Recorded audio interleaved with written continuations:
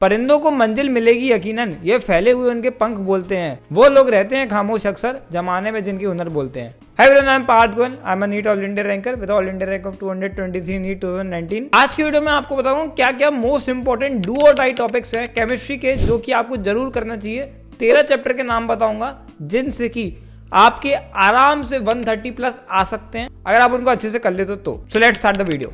तो ये टॉपिक्स मैंने हाई वेटेज के हिसाब से भी चूज करे हैं और ऐसे भी चूज करे हैं जो कि इजी हैं, क्योंकि मैं ये नहीं चाहता कि हाई वेटेज के चक्कर में आप हार्ड टॉपिक्स के पीछे पड़ जाओ या लंबे लंबे टॉपिक्स के पीछे पड़ जाओ जो कि आपको फिर बाद में परेशान करेंगे। मतलब कि high weightage but low effort, इन सब चैप्टर्स को मैंने मिला करके एक लिस्ट बनाई है, तो मैं आपको बताता हूँ। तो देखो, सबसे पहले अगर हम फिजिकल केमिस्ट्री के चैप्टर्स की बात करें तो सबसे पहला चैप्टर है एटम्स। अब ये एक ऐसा चैप्टर है जो कि बहुत बेसिक चैप्टर है, ये तुम्हें आना ही चाहिए। अगर तुम्हें नहीं आता है तो इसका मतलब तुम्हें केमिस्ट्री में कुछ नहीं आता है। और इस चैप्टर से भी बहुत अच्छे अच्छे क्वेश्चन पूछ लिए जाते हैं हर साल, जिस वजह से ये तो तुम्हें अच्छे से कर ही लेना है। बिल्कुल तुम्हारा एकदम पक्का स्ट्रॉन्ग होना चाहिए, क्योंकि बाकी चैप्टर से भी लिंक्ड है। सेकंड चैप्टर है स्टेट्स ऑफ मैटर। इस चैप्टर से हर साल 2 से 3 क्वेश्चन आते हैं और ये चैप्टर भी बहुत बेसिक चैप्टर है, क्योंकि इसमें आइडियल गैस के बारे में बताया जाता है। सारी क्वेश्चन होती है जो कि आगे के चैप्टर्स में यूज होनी है। थर्ड इज थर्मोडायनेमिक्स, जिससे अगेन हर साल 2 से 3 क्वेश्चन पूछे जाते हैं, very basic very important. Fourth is chemical bonding, again very basic chapter, और ये तो लाइक हर जगह तुम्हारे को यूज होना, स्पेशली ऑर्गेनिक और इनऑर्गेनिक में तुम्हारे को भर भर के यूज होने वाला है, क्योंकि इस चैप्टर से ही लगभग जो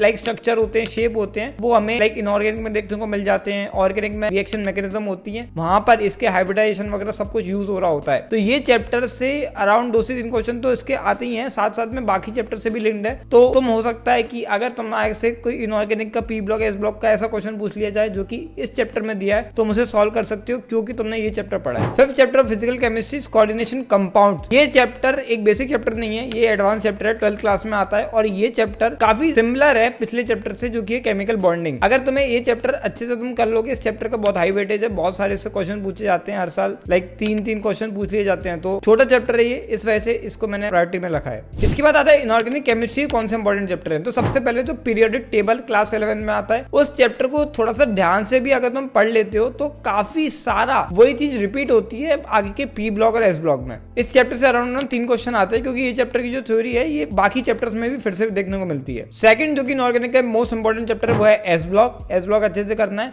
and third is P block. P block I will say बहुत बड़ा वास्ट है, बिल्कुल तुम्हें लाइक 13 14 15 16 17 18 ये सारे ग्रुप्स होते हैं, उसके अंदर बहुत ज्यादा बड़ा होता है वो, बट इससे क्वेश्चन भी बहुत ज्यादा आते हैं। तो लाइक 4 क्वेश्चन 5 क्वेश्चन आ जाते हैं, तो इस वजह से ये तुम्हें करना पड़ेगा। इसके बाद हम आते हैं इनऑर्गेनिक पर। तो इनऑर्गेनिक में पहली चीज है जीओसी। जीओसी तुम्हारे को एक बेसिक लेवल पे आना चाहिए, ज्यादा एडवांस उसमें जाने की जरूरत नहीं है, लेकिन जीओसी से क्वेश्चंस आते हैं, ज्यादा डायरेक्टली नहीं आते, 1-2 क्वेश्चन नहीं आते, लेकिन वो आगे के चैप्टर में देखने को मिल जाते हैं, जिस वजह से जीओसी तुम्हारा स्ट्रांग होना चाहिए।